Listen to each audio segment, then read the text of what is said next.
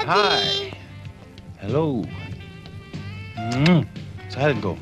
Alam mo, si Mami nagkaroon pa nga ng problema. Problema? Ano problema? Baka may cavities. Hindi nga, tingnan natin. Let's go.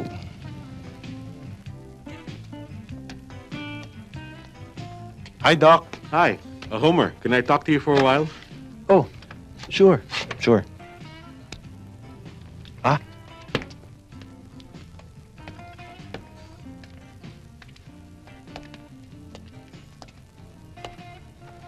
May problema ba ho, Doc? Well, I was wondering, mukhang nag-iba ang dentisyo ni Rosette.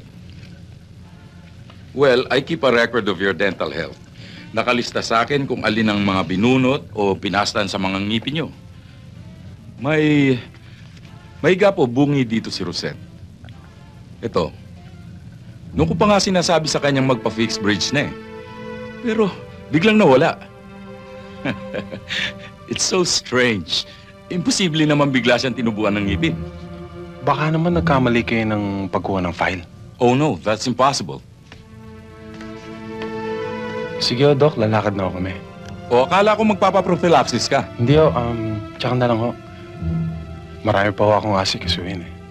Just send me the bill. Okay.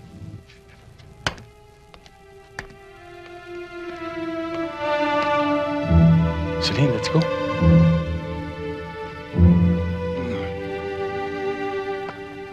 Doc, See you. thank you.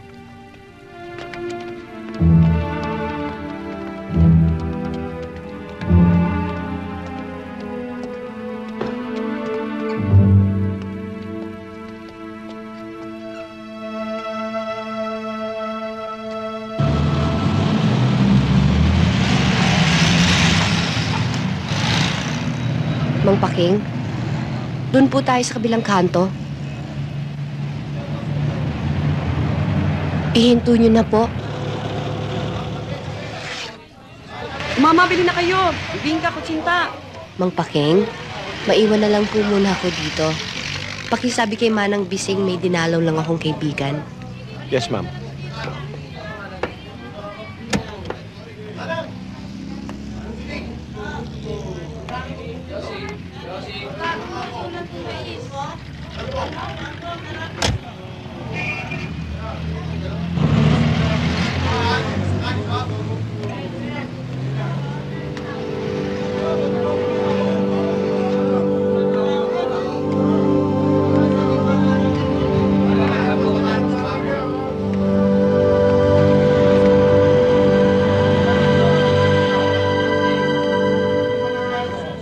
Ate, pabili ng puto. Nympha? Ay, sorry miss. Akala ko yung kaibigan ko eh. Sabel, ako nga yung kaibigan mo. Kilala mo ko? Sabel, ako si Nympha. Oo, kaboses mo. Pero imposible, ang pangit nun eh. Ang ganda-ganda mo. Sabel, ako nga si Nympha. Mahabang kwento. Pero, iyaan mo, ipapaliwanag ko na lang sa bahay ni Ate Mayet. Doon ko na lang ikukwento ang lahat-lahat. Ha? Aling Tinay, kayo mo nang bahala dito. Sige. Halika na, dalian mo.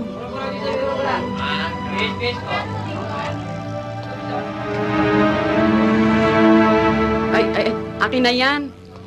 Wag na, ako na lang. Oh, eto. Kaya yun, akala nila ako si Rosette. Kaya minabuti ko na lang nasakyan yung sitwasyon. Kaya pala eh. Kaya pala hindi ka na nakita ng mga pulis na humahanap sa'yo eh. Ibang-iba na itsura mo eh. Kamusta na nga pala si Crisel? Ayun, pangit na. Ito naman. Pero huwag ka mag-alala. Alam mo, nakabuti ang ginawa mo sa kanya, naging mapagkumbaba na wala ang katarayan. Eh kayo, kamusta naman kayo? Ay, ako may asawa na. Obvious ba? Itong ebidensya.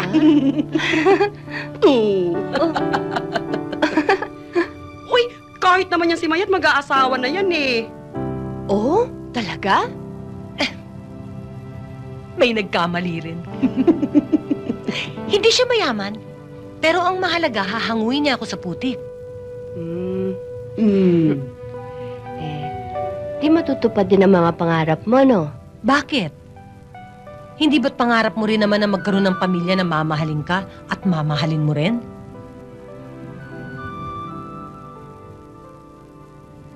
Si Rosette ang mahal nila.